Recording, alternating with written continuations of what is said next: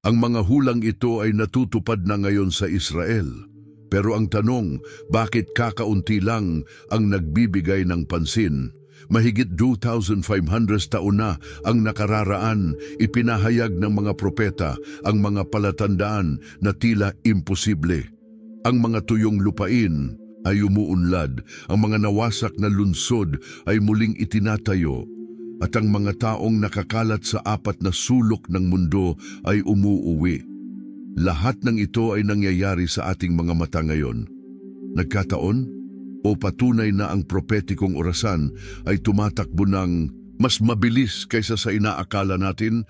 Ang makikita mo sa ibaba ay hindi isang malabo na interpretasyon. Ito ay ang paghahayag ng mga makasaysayang katotohanan, kasalukuyang datos at mga propesiya ng milenyo na nag-uugnay sa isang eksaktong punto sa kasaysayan, ang panahon kung saan tayo nabubuhay.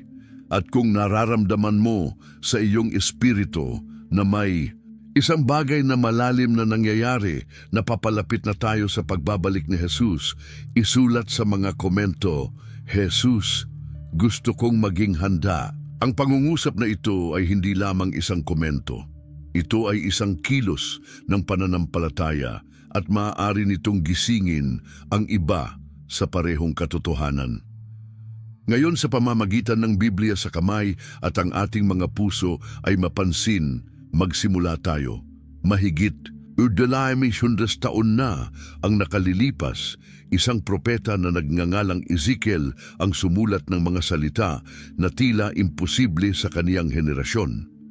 Binanggit niya ang isang nawasak na lupain na muling umayabong, isang pangako na ginawa noong ang mga tao ay ipinatapon, walang templo, walang bansa, walang pag-asa. Para sa mga natural na mata, ito na ang katapusan. Ngunit para sa Diyos, simula pa lamang ito ng isang bagay na mas malaki, yana, an matagnaon nga bisyon, hadto nga iginsurat ha mga papiro, nagiging katumanan na haaton mga mata. Ang dating disyerto ay ngayon ay isang plantasyon. Kung ano ang dati ay pag-aani, ngayon ay anihan. Ang Israel, isang lupain na minarkahan ng mga digmaan, pagpapatapon at pagtanggi, ay nagiging isang sanggunian sa mundo sa agrikultura, teknolohiya at pagbabago. Ngunit sa likod ng pagbabagong anyo na ito ay may isang bagay na mas malalim, ang eksaktong katuparan ng salita ng Diyos. Ipinahayag sa atin ng Ezekiel Kabanata 36, talata 8 hanggang 10 ang isang pambihirang pangako. Ngunit ikaw, o mga bundok ng Israel, ay mangagbubunga ng iyong mga sanga at ibibigay ang iyong bunga sa aking bayang Israel sapagkat malapit nang dumarating ang mga ito. Ang pariralang ito ay naglalaman ng isang espiritual na lihim. Ang lupain ay uunlad lamang kapag ang mga tao ay malapit nang bumalik. At iyon mismo ang nangyari. Sa loob ng maraming siglo, ang lupain ng Israel ay nanatiling baog. Ang mga manlalakbay na dumaan doon noong ika-19 na siglo ay naglarawan ng isang sitwasyon ng pag-abandona, kalungkutan at kahirapan. Ngunit may nagbago. Sa pagbabalik ng mga Hudyo sa kanilang lupain na nagsimula sa huling bahagi ng ika-19 na siglo at tumindi pagkatapos ng paglikha ng Estado ng Israel noong 1948, ang lupain ay nagsimulang tumugon. At ang sagot na ito ay hindi mahiyain.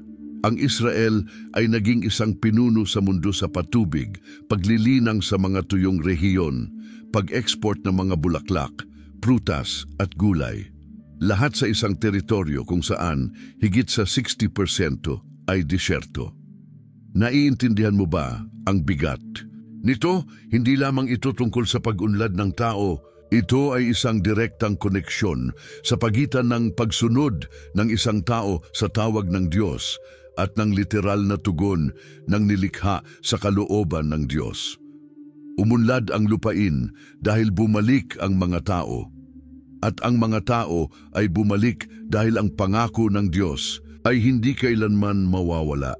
Pinagtitibay ito ng Isaias 30:5 sa pagsasabing, ang ilang at ang tuyong lupain ay magagalak. Ang ilang ay magagalak at mamumulaklak na parang rosas. Sa makabagong panahon, ang hula na ito ay nabuo. Talagang namumulaklak ang disyerto. At higit pa riyan, ang lupa ay naging buhay na saksi ng plano ng Diyos. Ngunit bakit mahalaga ito sa atin ngayon? Sapagkat ang bawat halaman na sumibol sa lupa ng Israel ay isang paalala na ang orasan ay tumatakbo. Ang bawat pag-aani ay isang tahimik na trumpeta na humihip sa espiritual na puso ng sangkatauhan. Parang ang kalikasan mismo ang sumisigaw ng tinutupad ng Panginoon ang kanyang salita. At kung tutuparin niya ang eksaktong ipinangako niya, libu-libong taon na ang nakalilipas. Paano tayo mag-aalinlangan na tutuparin din niya ang mga salita ni Jesus tungkol sa kanyang pagbabalik?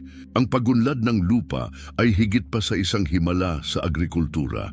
Ito ay isang palatandaan, isang babala, panawagan na maging mapansin. Sinabi rin ng Diyos na nagsabi, ibabalik ko ang aking bayan, kaya't mangagpuyat kayo, sapagkat hindi ninyo nalalaman ang araw o ang oras. Marami ang nagnanais ng mga palatandaan ng katapusan ng panahon at hindi namamalayan na napapaligiran na tayo ng mga ito.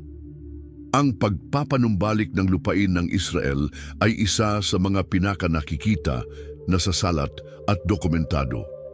Gayunpaman, marami ang hindi kinikilala ito. Sa makatuwid, ang unang punto na ito ay mahalaga. Kapag nakita mo ang lupa na namumulaklak, tandaan na ang kalangitan ay gumagalaw. At kung ang kalangitan ay gumagalaw, ang ating buhay ay hindi maaaring manatiling tahimik. Kailangan nating tumugon. Kailangan nating magising. Dapat tayong mamuhay bilang isang taong nakakaunawa sa panahon. Kung naiintindihan mo ito, isulat muli. Sa mga komento, Jesus, gusto kong maging handa. Kung ang lupain ng Israel ay umuunlad, ito ay dahil may isang bagay na mas malalim na nangyayari. Ang mga tao ay umuuwi. Hindi ito isang pangkaraniwang hakbang tulad ng isang simpleng migrasyon. Ito ay isang matagnaon na kilusan na ipinahayag ng maraming siglo ng maaga at ngayon ay natutupad sa harap ng ating mga mata ng may kahanga-hangang katumpakan. Sa aklat ni Propeta Jeremias, Kabanata 30, nasusulat, ang araw ay walang pagsalang dumarating, sabi ng Panginoon, na aking babaguhin ang kapalaran ng aking bayang Israel at Huda, sabi ng Panginoon. Ibabalik ko sila sa lupaing ibinigay ko sa kanilang mga ninuno at aariin nila iyon. Ang pangakong iyan ay tila imposible sa loob ng maraming siglo. Kung tutuusin, walang ibang tao sa kasaysayan ang ipinatapon sa loob ng 2,000 taon at pagkatapos ay bumalik sa kanilang lupain bilang isang bansa. Wala. Ang mga tao ay nawasak, naasimilasyon, nakalimutan. Ngunit ang Israel, kahit na walang teritoryo, walang pamahalaan, ay nagkalat sa mga bansa na panatili ang pagkakakilanlan, pananampalataya, wika at pag-asa. Ito ay supernatural. Ngayon, sa pamamagitan ng mga pampublikong talaan at napapatunayan ng mga mapagkukunan, alam natin na libu-libong mga Hudyo ang bumabalik sa Israel bawat taon. Noong nakaraang taon lamang, mahigit 36,000 Hudyo ang lumipat sa lupang pangako mula sa mahigit 100 iba't ibang bansa. Mga taong ipinanganak sa iba't ibang kultura, nagsasalita ng iba't ibang wika, may iba't ibang kasaysayan, ngunit nararamdaman ang parehong panloob na pagtawag upang umuwi. Ano ang maaaring ipaliwanag ito? Politika, ekonomiya, nasyonalismo? Wala sa mga sagot na ito ang sapat upang ipaliwanag ang kababalaghan na ito. Dahil kahit sa panahon ng digmaan, kawalan ng katiyakan, pandaigdigang kawalang tatag, hindi tumitigil ang pagbabalik. Sa kabaligtaran, lumalaki ito. at ipinapakita nito sa atin ang isang espiritual na katotohanan.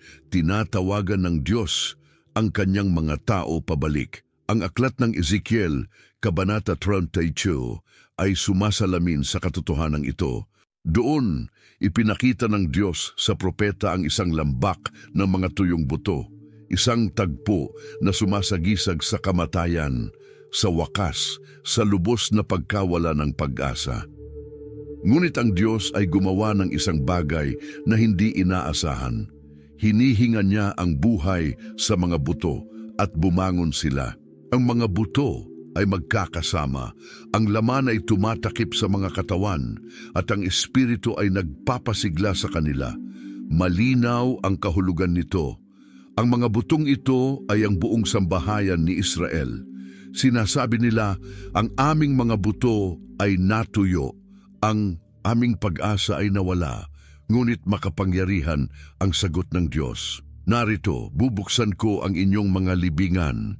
Dadalhin ko kayo sa lupain ng Israel. Ang pananaw na ito ay hindi lamang simboliko. Ito ay natupad sa literal na paraan. Ang pag-asang tila patay na ay muling nabuhay. Ang mga taong tila nawawala ay muling nagsama-sama. At ang lupang tila nakalimutan ay malugod na tinatanggap sila. Ang bawat tao na bumabalik sa Israel ay kumakatawan sa higit pa sa isang personal na desisyon. Ito ay kumakatawan sa isang linya na iginuhit sa pagitan ng propesiya at katotohanan. Ito ay kumakatawan sa Diyos na gumagalaw ng mga piraso sa storyboard upang maghanda ng isang bagay na mas dakila. At ang isang bagay na mas malaki na ito ay hindi lamang pampulitika o teritorial. Ito ay espiritual. Ang pagbabalik ng mga tao ay paghahanda sa pagbabalik ng hari. Sinabi ni Jesus na bago ang kanyang pagdating, ang Jerusalem ay muling nasa kamay ng mga Hudyo. Sinabi niya na ang puno ng igos, simbolo ng Israel, ay muling sisibol. Sinabi niya, pagkakita ninyo ng lahat ng mga bagay na ito, talastasin ninyo na malapit na sa mga pintuan. Mateo 10:34-33. Ano pa ang kailangan nating makita upang maunawaan na nabubuhay tayo sa panahon ng propesya? Bumalik ang mga tao, umunlad ang lupain, at ang lahat ng ito ay tumuturo sa isang nalalapit na hinaharap. Nakikita natin ang propetikong orasan ng Diyos na gumagalaw sa harap ng ating mga mata. Ngunit ano ang gagawin mo sa impormasyong ito? Huwag pansinin tulad ng marami at patuloy na mamuhay na parang walang nangyayari. O buksan ang iyong spiritual na mga mata, pakinggan ang panawagan, manindigan. Kung ang mga Israelita ay babalik sa kanilang lupain, ito ay dahil ang plano ay isinasagawa. At kasama rin sa planong iyon, sapagkat ang Diyos na tumutupad ng kanyang mga pangako sa Israel ay ang Diyos na tumutupad ng kanyang mga pangako sa ating buhay. Kaya kung hindi ka pa nagsusulat, sabihin sa mga komento ng may pananampalataya at pananalig, Jesus, gusto kong maging handa.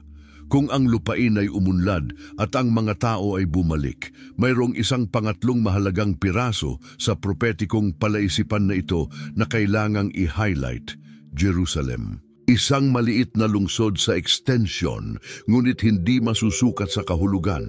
Wala itong malaking likas na reserba. Wala ito sa sentro ng ekonomiya ng mundo.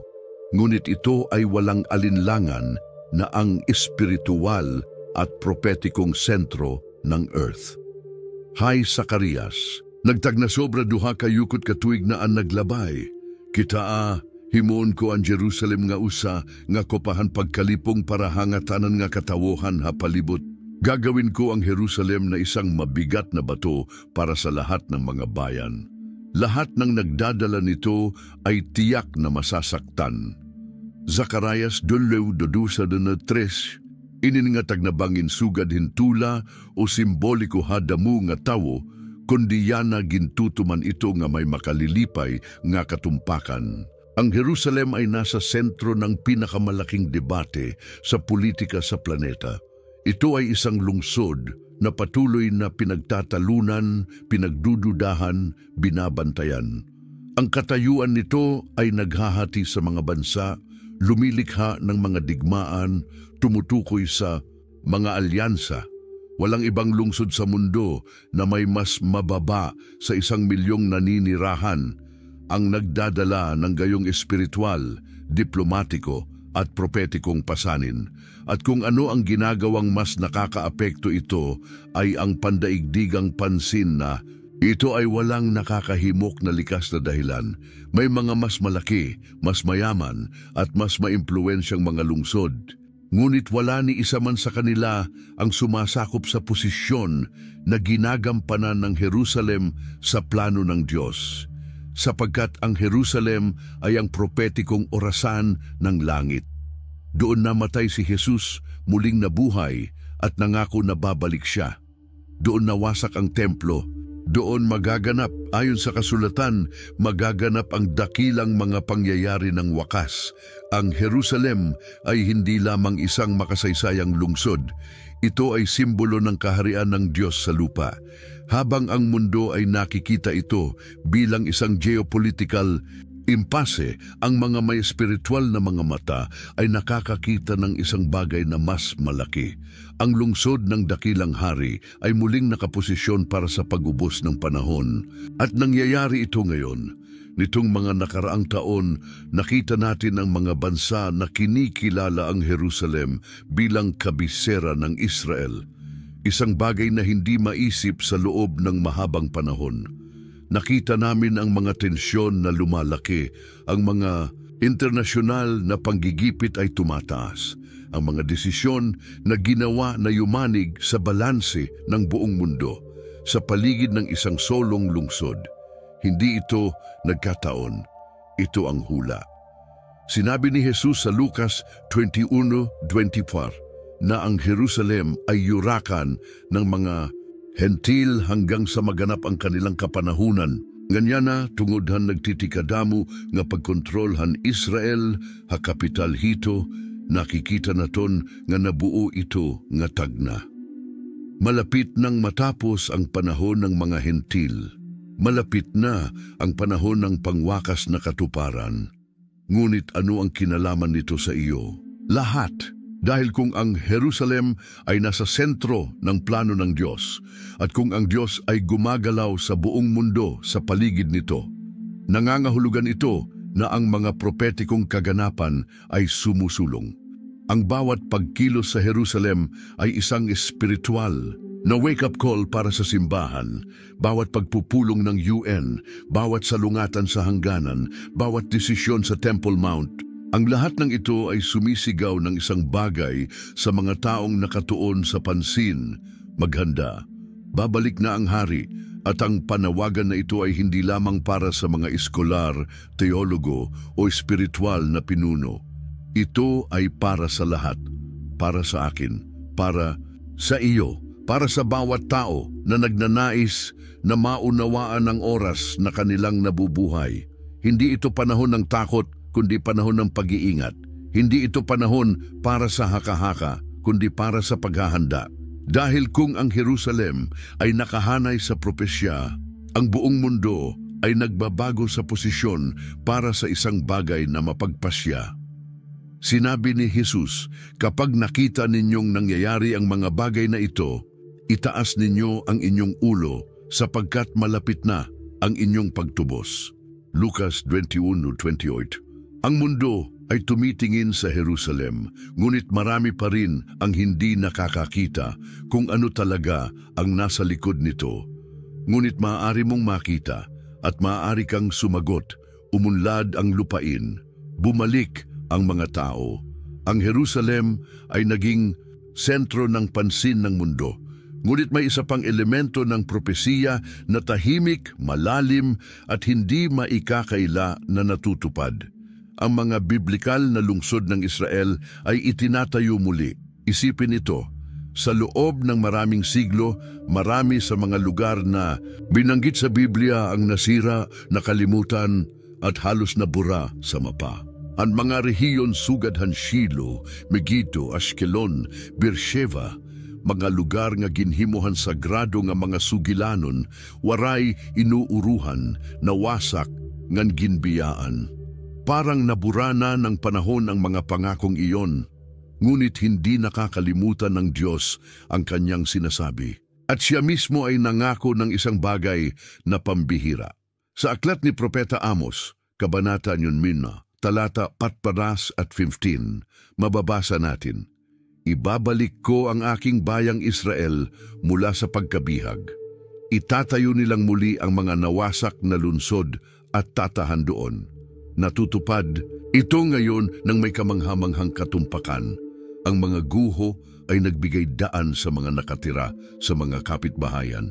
Ang mga modernong kalsada ay dumadaan sa mga rehiyon na dati nang inabandona. Ang mga paaralan, ospital, parisukat at sentro ng kultura ay umuusbong sa mga lungsod na, sa loob ng maraming henerasyon, ay tila nakatadhana sa limot. Ang mga tao ay nagbalik at ngayon naninirahan muli sa mga lungsod ng pangako. Mahigit sa 1,000,000 naninirahan sa Israel ngayon at taon-taon ang bilang na ito ay dumarami. Ang mga bata ay natututo ng Hebreo sa mga paaralan. Ang mga watawat ay lumilipad kung saan dati ay alikabok lamang. At ang mga pangalan ng mga lungsod na sa loob ng maraming siglo ay umiiral lamang sa kasulatan ay lumilitaw ngayon sa mga bus, karatula at postal address, Jerusalem, Tel Aviv, Haifa, Nazareth, Galilea, Jaffa. Ang mga ito ay buhay, palsing, umuunlad, parang ang nakaraan ng Biblia ay lumilitaw sa kasalukuyan sa harap ng ating mga mata. At ito ay higit pa sa isang pagkakataon. Ito ay ang katuparan ng isang huwaran ng propesiya na ipinahayag na ng Diyos. Sa Ezekiel 36:10, sinabi ng Panginoon, "Pararamihin ko ang mga tao sa inyo, ang buong sangbahayan ni Israel, sa makatuwid bagay silang lahat. At ang mga lungsod ay tatahanan, at ang mga guho ay itatayo muli." Hindi lamang ito isang espiritual na pangako. Ito ay literal. Ito ay nakikita, ito ay masusukat, at ito ay makasaysayan. Ngunit bakit mahalaga ito? Dahil hindi lamang ito tungkol sa heograpiya. Bawat bato na inilatag, bawat kalye na muling itinayo, bawat pamilya na bumabalik at nagtatanim ng mga ugat sa lupa ng Biblia. Ang lahat ng ito ay kumakatawan sa isang aktibong tugon ng Diyos sa sanlibutan. Parang sinasabi niya, hindi ako nabigo. Tinutupad ko ang bawat salita na lumalabas sa bibig ko. At kung tinutupad niya ang mga salitang ito ngayon sa harap ng lahat, paano tayo mag-aalinlangan na tutuparin din niya ang mga natitira pa? Ang pagsulong na ito ng mga lungsod, ang literal na muling pagtatayo ng mga pangako, ay nagtuturo sa atin ng isang malalim na bagay. Ang Diyos ay hindi gumagana sa malabong mga simbolo. Tinupad niya ang kanyang pangako ng may katumpakan, at kung pisikal na itinatayo niya ang mga lungsod, inihahanda rin niya ang mga puso, sapagkat ang pagbabalik ng mga tao, ang pagpapanumbalik ng lupain, at ang muling pagtatayo ng mga lungsod ay hindi isang katapusan sa kanilang sarili. Ang mga ito ay ang panimula sa pangwakas na pagpapakita ng iyong plano. Napapansin mo ba na ang linya ay iginuhit? Ang Biblia ay nabubuhay sa ika-21 siglo. Ang mga pangako ay nakakakuha ng katawan, dami, address. Hindi na ito teorya. Ito ang katotohanan. At ang katotohanan ito ay nangangailangan ng tugon mula sa bawat isa sa atin. Kung ang mga lungsod sa Biblia ay tumataas, kung ang mga guho ay nagiging mga tahanan, kung ang mga sinaunang pangako ay nagkakaroon ng hugis, ang pagbabalik ni Jesus ay mas malapit kaysa sa inaakala natin, at ang tanong ay nananatili, handa na ba tayo? Habang ang mga nakikitang palatandaan ay nakasalansan, ang lupain na umuunlad, ang mga tao ay bumabalik, ang Jerusalem ay sumikat sa katanyagan, at ang mga lungsod sa Biblia ay muling itinayo. Isang hindi maiiwasang tanong ang nagsisimulang, Umalingaw-ngaw sa puso ng mga taong nagbibigay pansin, bakit nangyayari ang lahat ng ito ngayon? Ang sagot ay hindi lamang sa balita kundi sa Biblia, at itinuturo nito ang isang mas malalim na katotohanan. Ang oras ay nauubos at ang entablado ay itinakda para sa pagbabalik ni Jesus. Si Daniel, isa sa mga pinakaiginagalang at mahiwagang propeta sa kasulatan, ay tumanggap ng mga paghahayag na lumampas sa kanyang panahon at hinamon ng pangunawa ng tao. Sa kabanata 12 ng kanyang aklat, itinala niya na sa mga huling araw, marami ang tatakbo mula sa isang dako patungo sa isa pa, at ang kaalaman ay dumami. Daniel 12:4. Ang pariralang ito na isinulat mahigit 2,000 taon na ang nakararaan ay tila kakaiba noong panahong iyon. Ngunit ngayon, mas makabuluhan ito kaysa dati. Nabubuhay tayo sa isang panahon kung saan ang kaalaman ng tao ay dumoble sa loob ng ilang buwan. Ang mga teknolohiya na ilang taon na ang nakalilipas ay hindi maisip ay bahagi na ngayon ng ating pang-araw-araw na buhay. Ang artipisyal na katalinuhan, biotechnology, satellite, pandaigdigang network ng impormasyon, lahat ng ito ay nagbibigay daan hindi lamang sa pagsulong ng agham, kundi pati na rin sa pagsubaybay sa mga palatandaan ng Biblia mismo ng may katumpakan. Ngayon maaari nating obserbahan ang pamumulaklak ng mga pananim sa real time sa pamamagitan ng mga imahe ng satellite. Alam natin sa eksaktong bilang kung gaano karaming mga Hudyo ang bumabalik sa Israel, kung aling mga bansa sila nanggaling, kung aling mga lungsod sila pupunta. Mayroon kaming mga pampublikong talaan, interactive na mapa, at mga database na nagpapatunay ng walang alinlangan na ang ipinangako sa kasulatan ay nangyayari ng walang uliran na kalinawan. Nang matanggap ni Daniel ang mga pangitahing ito, nalilito. Tinanong niya ang anghel kung ano ang ibig sabihin nito, at ang sagot ay tuwiran. Humayo ka, Daniel, sapagkat ang mga salitang ito ay nakasara at tinatakan hanggang sa panahon ng wakas. Daniel 12:9. Ang mga salitang ito ay tinatakan para sa mga nakaraang henerasyon, ngunit ngayon ay hindi na ito nabubulok sa ating harapan. Hindi dahil sa kabutihan ng tao, kundi dahil dumating na ang panahon.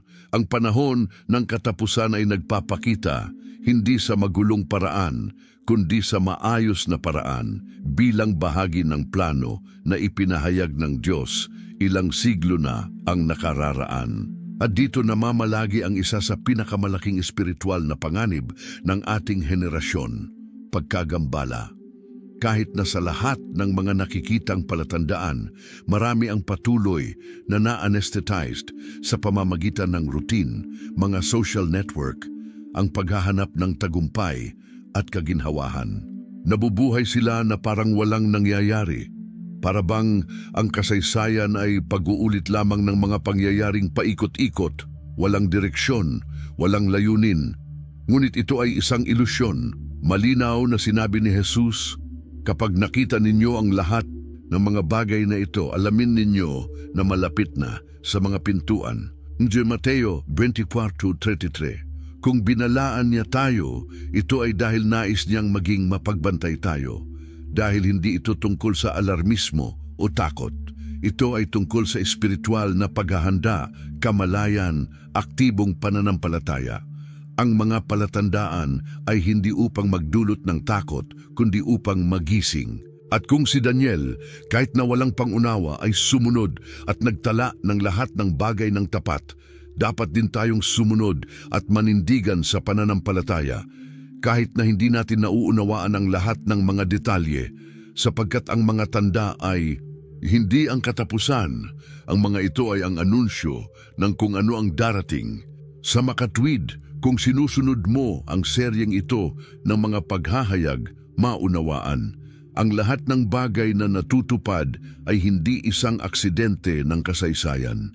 Sinasabi ng langit sa lupa, maghanda ka. At kung ang langit ay nagsasalita, paano tayo mananahimik kung Nararamdaman mo na ang Espiritu ng Diyos ay tumatawag sa iyo. Ipahayag muli ng may katapatan at pananalig sa mga komento. Jesus, nais kong maging handa kung ang mga palatandaan ay nakikita, kung ang mga datos ay hindi mapag-aalinlanganan, at kung ang kasulatan ay eksaktong natutupad. Kung gayon, bakit napakaraming tao ang patuloy na namumuhay na parang walang nangyayari? Ang sagot ay madalas na simple at sa parehong oras malalim. Ang mga tao ay hindi espiritual na nakikilala ang panahon kung saan sila nabubuhay. Sinabi ni Jesus sa Lucas 12:56, "Mga mapagpaimbabaw, alam mo kung paano makilala ang aspeto ng lupa at langit. Paano mo malalaman ang pagkakataong ito?"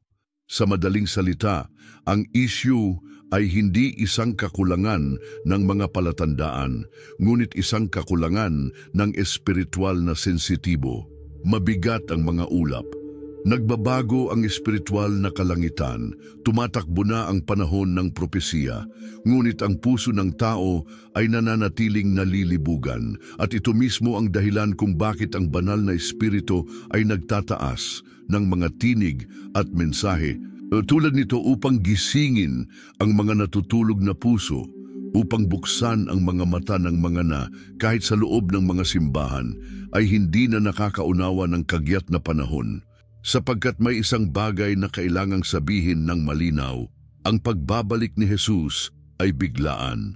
Tanging ang mga taong nagmamalasakit lamang ang magiging handa. Ang Israel ngayon ay ang pinakamalinaw na yugto ng panawagan na ito sa paggising. Ang muling pagsilang ng bansa, ang pagbabagong anyo ng lupain, ang muling pagtatayo ng mga lungsod, ang pagbabalik ng mga tao. Sapat na ang lahat ng ito para makaalis tayo sa kawalang malasakit. Ngunit ang Diyos ay nagpatuloy sa pag-aaral. Ipinanumbalik din niya ang pananampalataya, wika at espiritual na pagkakakilanlan ng mga Hudyo, gaya ng inihula sa Sophonias 3:9. Sa panahong yaon ay bibigyan ko ang mga bayan ng dalisay na mga labi upang silang lahat ay magsitawag sa pangalan ng Panginoon at maglingkod sa Kanya na may isang espiritu. Ngayon, higit kailanman, ang Hebreo ay naibalik bilang isang buhay na wika na sinasalita sa mga paaralan, sa mga plaza, sa mga sinagoga.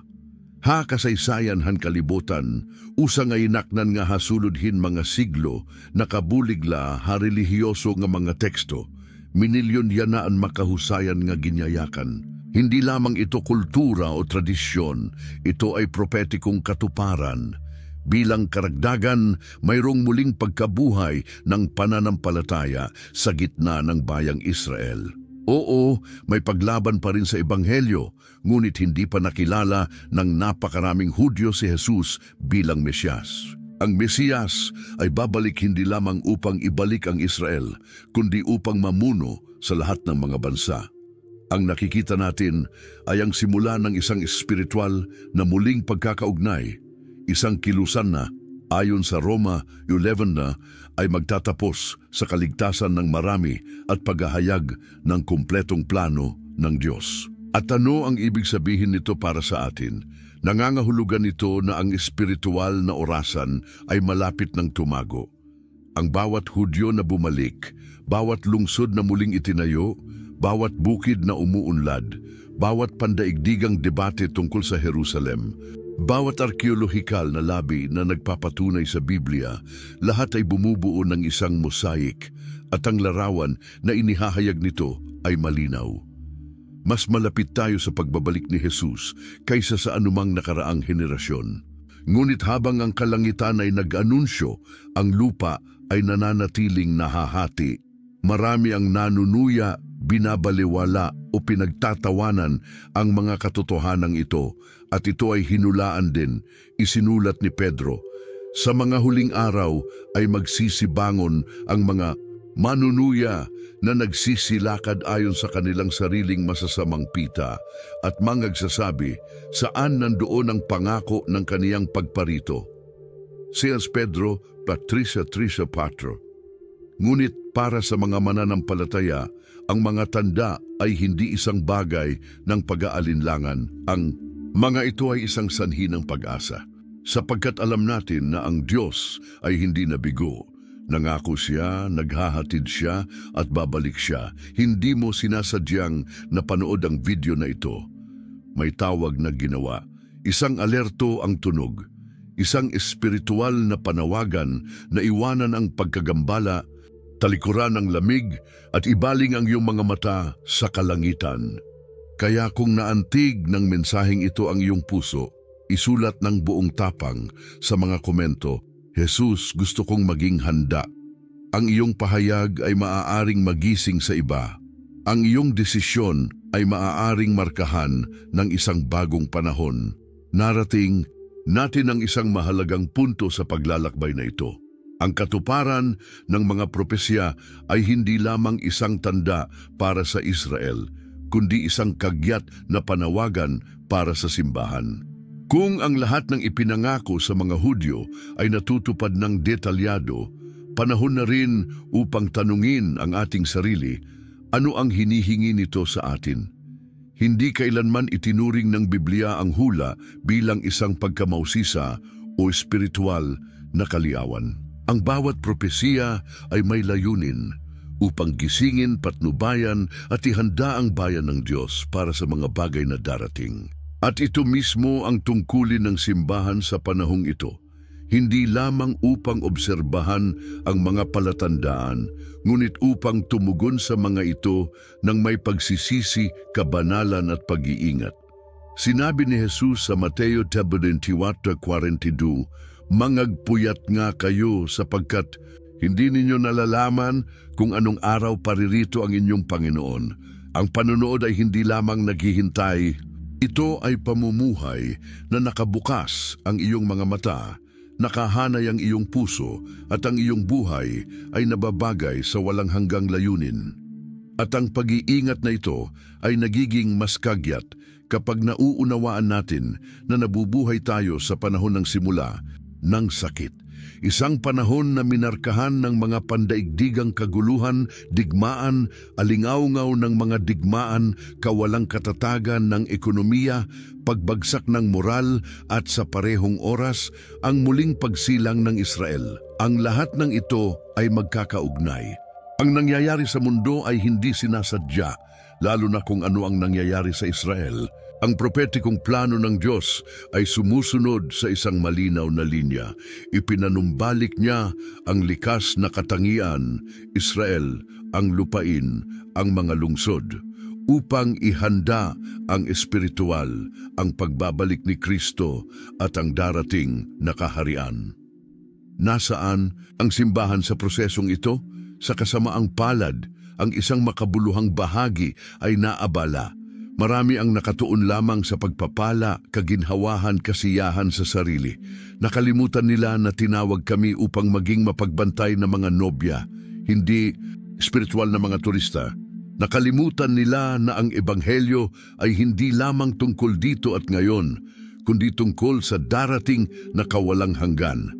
Si Apostol Pablo sa Roma 13:11 ay nagbigay ng babala na mas napapanahon ngayon. At ito ang sinasabi ko sa inyo na nakakaalam ng panahon na para sa inyo na magising sa pagkakatulog, sapagkat ang ating kaligtasan ay malapit na ngayon kaysa nang tayo'y sumampalataya. Oras na para magising upang isantabi ang mga panloob na labanan, ang mga pagtatalo para sa mga titulo, ang diluted ebanghelyo na nakalulugod, ngunit hindi nagbabago. Ang panahon na ating ginagalawan ay nangangailangan ng lalim, pag-unawa at pagkilos. At kailangan nating maging handa, hindi lamang upang makita ang pagbabalik ni Jesus, kundi upang matagpuan na tapat sa kanyang pagparito. Kung ang lahat ng ipinahayag ng mga propeta tungkol sa Israel ay natutupad, walang alinlangan na ang lahat ng ipinangako sa simbahan ay matutupad din. Ang pagdagit, ang maluwalhating pagbabalik ni Kristo, ang paghuhukom, ang milenyo na kaharian, lahat ay nagiging mas malapit. At ang henerasyon na nakakakita ng mga palatandaan na ito ay hindi kayang matulog. Ang mga mata ay nakatuon sa Israel, ngunit ang kalangitan ay nakatuon sa iglesia. At ang tanong na lumilitaw ay, paano matatagpuan ang henerasyong ito? Natutulog tulad ng mga hangal na dalaga o sa mga ilawan na nagniningas gaya ng mga matatalino? Ang sagot ay nakasalalay sa bawat pagpipilian na ginagawa natin ngayon. Sa bawat minuto ay inilalaan natin ang presensya ng Diyos. Sa bawat desisyon na manindigan ng matatag kahit na ang buong mundo ay umiindayog. Kaya't kung ang Espiritu ng Diyos ay nagsasalita sa iyo, huwag mong patigasin ang iyong puso. Ito ay hindi lamang isa pang mensahe, ito ay isang sumon, isang makalangit na tawag na iwanan ang mga pagkagambala at ihanay ang langit. Habang ang mga tanda ay nagiging mas maliwanag at ang kasulatan ay nakumpirma sa kamanghamanghang detalye, isang bagong dimensyon ang nagsisimulang lumitaw, ang arkeolohikal at makasaysayang ebidensya na nagpapatunay sa katapatan ng salita ng Diyos sa sanlibutan. Sa loob ng maraming siglo, marami ang nagduda sa katotohanan ng Biblia. Sinabi nila na ito ay isang koleksyon ng mga alamat, oral na tradisyon, sinaunang pagmamalabis. Ngunit sa mga nakaraang taon, ang agham mismo sa pamamagitan ng arkeolohiya, paghahambing ng kasaysayan at mga dokumentaryong talaan ay napilitang aminin ang isang hindi komportable na katotohanan para sa mga nag-aalinlangan. Ang mga salaysay sa Biblia ay nakumpirma isa-isa. Sa lupain ng Israel, halos lahat ng paghuhukay ay nagpapakita ng isang bagay na direktang tumutukoy sa teksto ng Biblia, mga piraso ng palayok na may mga pangalan ng mga tauhan na binanggit sa kasulatan, mga inskripsyon sa sinaunang Hebreo, mga selyo ng hari, mga guho ng mga lunsod na binanggit sa Josue, mga hari, mga kronika. Ang lahat ng ito ay nahuhukay at ang bawat natuklasan ay nagtataas ng isang katotohanan na hindi na maaaring balewalain. Ang Biblia ay hindi lamang isang espiritual na aklat. Ito ay isang buhay, makasaysayang dokumento na pinatutunayan sa lupa kung saan nangyari ang lahat ng ito. Ang mga natuklasan na ito na idinagdag sa katuparan ng matagnaan ay lumilikha ng isang larawan na imposibleng balewalain kung sinusuportahan ng mga arkeolohikal na katotohanan ang ulat ng Biblia at kung ang kasalukuyang mga pangyayari ay tumutupad sa mga sinaunang hula, ano pa ang pumipigil sa napakaraming tao na maniwala? Ang sagot ay hindi sa kakulangan ng ebidensya, kundi sa espiritual na pagkabulag ng isang henerasyon na nawalan ng kakayahang makilala. Nakita na ito ni Jesus sa Mateo 13 nang sabihin niya, "Kaya't nagsasalita ako sa inyo sa pamamagitan ng mga talinghaga, sapagkat pagka sila'y nangakakakita ay hindi sila nangakakakita, at kapag nakarinig sila, hindi nila naririnig o nauunawaan man." Ang henerasyong ito ay nakakakita ng balita, ngunit hindi nakikita ang hula. Naririnig niya ang tungkol sa Israel, ngunit hindi niya nauunawaan ang pangako. Lumalakad siya sa mga palatandaan, ngunit hindi niya nauunawaan ang panawagan. At iyon ang dahilan kung bakit ang banal na espiritu ay humihip ng mas malakas sa oras na ito. Nagtataas ng mga tinig, ginigising ang mga mapagbantay, tumatawag sa mga mananampalataya sa isang bagong posisyon, espiritual na kagyat, umiiyak ang mga bato. Muling nabuhay ang mga buto. Ang mga lungsod ay umuunlad, ang kasaysayan ay tumutukoy sa kalangitan. Sabi nga nila, dumating na ang panahon, at dito mayroong isang malakas na espiritual na susi, ang pag-uugnay ng pananampalataya at katibayan. Pinahihintulutan ng Diyos kahit na ang mga kasangkapan ng siyensya na gamitin upang patunayan ang kanyang salita, upang walang magsasabi, "Hindi ko alam, hindi ako makapaniwala," sapagkat ngayon Ang mga hindi naniniwala ay pinipili na huwag maniwala. Ipinahayag ni Propeta Habakuk, sapagkat ang pangitain ay hindi pa natutupad sa takdang panahon, ngunit nagmamadali hanggang sa wakas at hindi mabibigo. Kung ito ay mag-aalinlangan, hintayin mo ito sapagkat tiyak na darating ito, hindi ito magtatagal. Habakuk 2:3. At ang oras na iyon ay ngayon. Ang mga pangako ay wala na sa larangan ng paghihintay. Ang mga ito ay nasa larangan ng katuparan. At ang bawat bagong natuklasan, bawat bagong pagtuklas, bawat bagong tagumpay sa Israel ay isang malakas na paalala na ang Diyos ang may kontrol sa kasaysayan. Ang tanong, kung gayon ay bumabalik sa sentro, ano ang ginagawa natin sa kaalamang ito? Naninindigan ba tayo? Hinahanap ba natin ang Diyos ng higit pa? Inaayos ba natin ang ating buhay sa liwanag ng kawalang hanggan? Dahil ngayon ay hindi na ito isang katanungan ng kung. Ito ay isang bagay ng kailan. At tila ito ay mas malapit kaysa sa iniisip ng karamihan. Kung napapansin mo ito, huwag mong itago ang paggising na ito sa iyong sarili. Isulat sa mga komento ng may aktibong pananampalataya, Jesus, gusto kong maging handa. Marahil ang simpleng pariralang ito na nagmumula sa iyong puso ay ang spark na nag-aapoy sa budhi ng isang taong nagbabasa.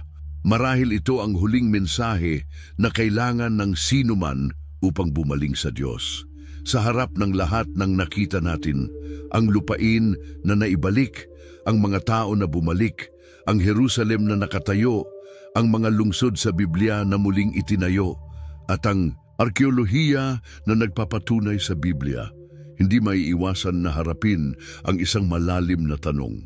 Kung ang lahat ay natutupad ng may katumpakan, ano ang kulang para bumalik si Jesus? Ang sagot ay hindi simple, ngunit ito ay nasa ating harapan, pagsisisi at paghahanda ng puso ng tao. Ang propesiya ay hindi umiiral lamang upang ipaalam, ito ay umiiral upang magbago. Walang silbi ang pag-alam na ang mga propesiya ay natutupad kung hindi nito binabago ang paraan ng ating pamumuhay, kung paano tayo nananalangin, kung paano natin hinahanap ang presensya ng Diyos.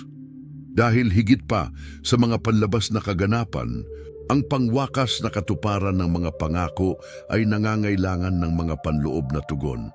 Si Jesus ay babalik sa isang handa, banal at mapagbantay na nobya. Hindi isang maligamgam, nahahati-hati o naguguluhan na simbahan. At iyon mismo ang dahilan kung bakit ang mga palatandaan ay lalong malinaw. Dahil binabalaan ng Diyos ang kanyang mga tao na magising.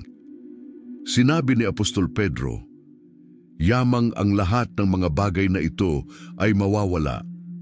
Anong mga tao ang nararapat sa inyo sa banal na pamumuhay at kabanalan, na naghihintay at nagmamadali sa pagdating ng kaarawan ng Diyos?" Si Velgan Pedro 3:12. Sa makatuwid, ang hula ay tumatawag sa atin sa kabanalan. Mamuhay bilang mga mamamayan ng langit habang naglalakad pa rin sa lupa. Nagsisimula ito sa maliliit na desisyon, sa pang-araw-araw na pagsisisi, sa taos-pusong pagnanais na bigyang kasiyahan ng Diyos ng higit pa sa mga tao. Sa pagkauhaw na manatili sa kanyang presensya, nakikita natin ang entablado na itinakda ng may banal na katumpakan. Ngunit kung may isang bagay na itinuturo rin sa atin ng propesya, ito ay na hindi kailanman pinipilit ng Diyos ang sinuman na maging handa. Palagi siyang tumatawag, nagbabala, nagpapadala ng mga signal. Ngunit ang desisyon na makinig o huwag pansinin ay sa atin. Si Jesus mismo ang umiyak sa Jerusalem at sinabi, "Gaano kadalas ko nais na tipunin ang iyong mga anak na gaya ng pagtitipon ng manok ng kanyang mga sisiw sa ilalim ng kanyang mga pakpak, at ayaw mo." Lucas 13:34. Sa ngayon, ang sigaw na iyon ay umaalingaw-ngaw sa kasalukuyang henerasyon. Sinabi pa ni Jesus, "Babalik ako. Handa ka na ba?" Sa kasamaang palad, tahimik pa rin ang sagot ng marami. Ngunit para sa mga may espiritual na tainga, ito ang panahon upang ihanay ang buhay sa kawalang hanggan, panahon na para iwanan ang mga bagay na hindi nakapagpapatibay, talikuran ang mga nakatagong kasalanan upang maibalik ang altar ng panalangin. Bumalik sa unang pag-ibig. Ang mga propeta ay nagsalita at ngayon ang kanilang mga salita ay nabuo. Nagbabala ang mga apostol at ngayon ay nakikita natin ang kanilang ipinahayag na nabubuo. Ang mga tanda ay patuloy na natutupad at ang Espiritu ay patuloy na tumatawag na nagsasabi, ang may tainga ay pakinggan ang sinasabi ng Espiritu sa mga iglesia. Pahayag 2:7. At ang simbahan, ako, ikaw, tayong lahat ay hindi na makapagpanggap na hindi natin alam. Dahil alam natin. At ang pag-alam ay gumagawa sa atin ng responsable. Sinabi ni Jesus sa Lucas 21:36, kaya't mangagpuyat kayo sa lahat ng panahon na kayo'y manalangin upang kayo'y makakatakas sa lahat ng mga bagay na ito na mangyayari at kayo'y makasitayo sa harap ng anak ng tao. Iyan ang kailangan nating hanapin, tumayo sa kanyang harapan, malinis, matatag, puspos ng Espiritu. Hindi sa pamamagitan ng ating lakas, kundi sa pamamagitan ng biyaya na umaabot sa atin habang may oras. Kaya kung nauunawaan mo ang kagyat na sandaling ito, kung nais mong tumugon sa tawag ng Diyos nang higit pa sa emosyon na may desisyon at pananampalataya, isulat muli sa mga komento. Jesus, nais kong maging handa. Marahil ang pangungusap na ito na ngayon ay isinulat sa 10 pagkakataon ay nagdadala ng higit na timbang kaysa dati. Dahil hindi ito pag-uulit, ito ay pagpapatibay, ito ay paniniwala. Ito ay paghahanda na rating na natin ang dulo ng paglalakbay na ito, 10 palatandaan, 10 kabanata ng propesiya, 10 patunay na ang salita ng Diyos ay natutupad ng eksakto sa harap ng ating mga mata. Ngunit ngayon, higit kailanman, isang katanungan ang kailangang umalingaw-ngaw ng malakas sa ating mga puso. Ano ang gagawin mo sa lahat ng ito? Dahil ang katotohanan ay hindi sapat na malaman lamang. Ito ay kinakailangan upang tumugon buhay ang banal na kasulatan. Ang mababasa natin sa Ezekiel, Daniel, Jeremias, Zacarias, Amos at Isaias ay hindi bahagi ng sinaunang panitikan. Ito ay paglalarawan ng kasalukuyang panahon. Ang mga tao ay bumalik, ang lupain ay umunlad, ang mga lungsod ay muling ipinanganak, ang Jerusalem ay naging sentro ng mundo, pinatunayan ng arkeolohiya ang kasaysayan, at ang kalangitan ay patuloy na sumigaw, maghanda kayo, sapagkat darating ang anak ng tao, ngunit hindi lamang nais ng Diyos na ipaalam sa atin. Nais niyang baguhin tayo. Marahil ang pinakamalaking trahedya sa ating panahon ay hindi ang kawalan ng pananampalataya ng mundo, kundi ang kawalang malasakit ng mga nakakaalam ng katotohanan. Milyon-milyong tao ang tumatawag sa kanilang sarili na mga Kristiyano, ngunit nabubuhay sila na para bang hindi nababalik si Jesus. Sila ay malamig, nalilibugan, nakatuon sa lahat ng bagay maliban sa kawalang hanggan. At ito mismo ang binalaan ni Jesus sa Mateo 25, sa talinghaga ng 10 dalaga. Lahat sila ay may mga ilaw na bumbilya. Alam nilang lahat na darating ang kasintahang lalaki. Ngunit 5 ang handa at 5 ang hindi. Ano ang gumawa ng pagkakaiba? Langis ng oliba, pag-iingat, katatagan. Ang talinghagang ito ay hindi isinulat para sa labas ng mundo. Isinulat ito para sa atin, ang simbahan. Sapagkat hindi sapat na malaman na si Jesus ay babalik, kailangan mong ipagpatuloy ang iyong buhay na may pusong puspos ng Espiritu. Sa kaluluwa na nagbabantay sa kaluluwa. Ang henerasyon na nakakakita ng katuparan ng mga propesiyang ito ay ang henerasyon na dapat gumawa ng pinakamabigat na desisyon. Hindi na natin kayang mabuhay sa autopilot. Hindi na tayo makakadalo sa mga misa na para bang tradisyon na ito. Hindi na natin magagamit ang pananampalataya bilang isang emosyonal na anting-anting. Sineseryoso natin ang Diyos o tayo ay pababayaan? Ang pagbabalik ni Jesus ay hindi ipapahayag ng maaga. Hindi ito makikipag-usap sa kalendaryo. Hindi ito darating na may mga palatandaan ng babala sa kalsada. Siya'y darating na parang kidlat, gaya ng magnanakaw sa gabi, gaya ng matuwid na hukom na darating para sa tapat na nobya, at dapat kang magpasiya kung ikaw ay kabilang sa mga nakakaunawa ng mga panahon o sa mga patuloy na nagsasabi, malayo pa ang lalakad na lalakaran. Tandaan, noong panahon ni Noe, marami ang nanunuya hanggang sa araw na isinara ang arko. Noong panahon ni Lot, marami ang hindi ito pinansin hanggang sa araw na bumagsak ang apoy sa Sodoma.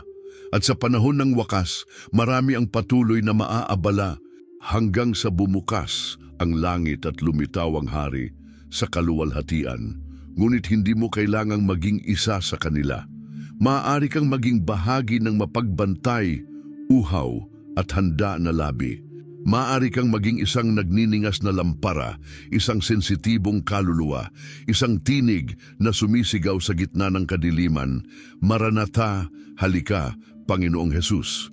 At kung ang paglalakbay na ito ay nagsasalita sa iyo, kung gisingin ka ng banal na espiritu, kung ang salita ay pumasok na parang tabak sa kanyang puso, kaya't huwag balewalain ang panawagang ito. Isulat ngayon sa mga komento, Jesus, gusto kong maging handa, hindi bilang isang automatikong parirala, ngunit bilang isang taos-pusong pag-iyak, dahil ang isinusulat mo dito ay maaaring maging unang hakbang ng isang bagong buhay. Isang buhay sa kabanalan, sa pagsubaybay, sa buhay na pananampalataya. Sapagkat sa katapusan ng lahat ng ito, ang Diyos ay tapat, hindi mabibigo ang kanyang salita, at si Jesus ay babalik. Naway salubungin niya tayo na may malinis na damit, na may maingat na mga mata at may nag-aapoy na puso.